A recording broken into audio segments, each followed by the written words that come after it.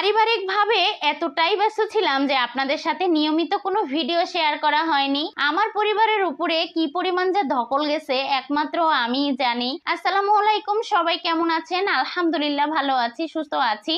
আজ টানা কতদিন পরে আমি আমার নিজের বাসায় ফিরলাম। নিজের বাসায় যে আমি কতদিন শান্তিতে একটু ঘুমাই না আমি নিজেও জানি না।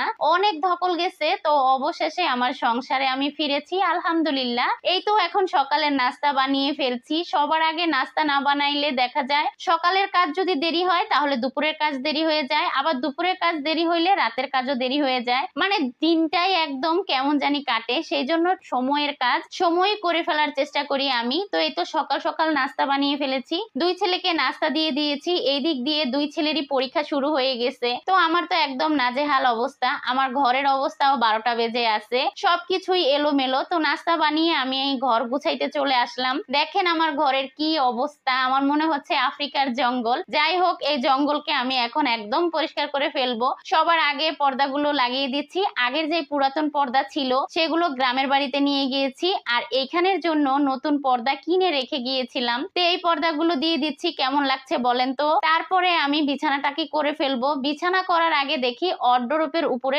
অনেক বেশি ময়লা, তো ভাবলাম এটা আগে পরিষ্কার করে ফেলি। তো এই তো সুন্দর করে ঝেড়ে মুছে পরিষ্কার করে ফেলেছি। আর এই যে ওয়ারড্রোবের উপরটা কেমন লাগছে বলেন তো? আর এখন এই তো একটা নতুন বিছানার চাদর বিছিয়ে দিচ্ছি। আর এই চাদরটা সেদিন মার্কেটে যাওয়ার পরে আমার এত বেশি পছন্দ হয়েছে, তখনই কিনে ফেলছি। আর এই তো দেখেন চাদরটা আসলেই অনেক সুন্দর। আর এই এক ফুলের চাদরগুলো না আমার কাছে ভীষণ ভালো লাগে। এগুলো দেখতেও যেমন সুন্দর তেমনি আরামদায়ক। যাই হোক, বিছানা করা হয়ে গেছে।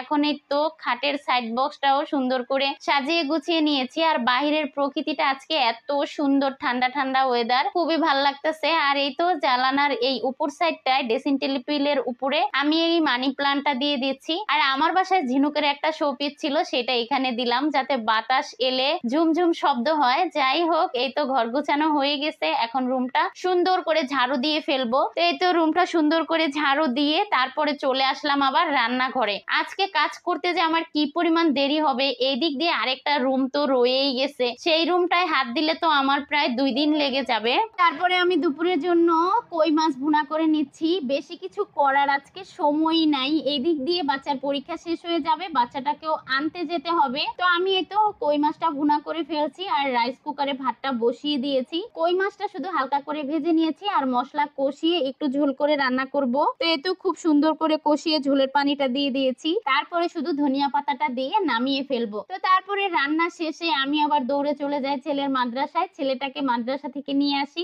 তারপরে দুপুরে খাবার খেতে খেতে একদম বিকাল 4টা বেজে যায়। আবার বিকালবেলা বাসার যে ভাবিরা ছিল সবাই বলছিল যে অনেকদিন ধরে রেল লাইনে যাওয়া হয় না। আমার বাসার পাশেই রেল লাইন, তো আমরা বিকালবেলা সব ভাবিরা এসে এখানে আড্ডা মারি আর সিমের বিচি খাই। তো আজকেও আমাদের আড্ডা চলছে। তো আজকের ভিডিওটা আমি এখানেই শেষ করছি। এতক্ষণ ধৈর্য ধরে ভিডিওটা দেখার জন্য ধন্যবাদ সবাইকে। আসসালামু আলাইকুম, আল্লাহ হাফেজ।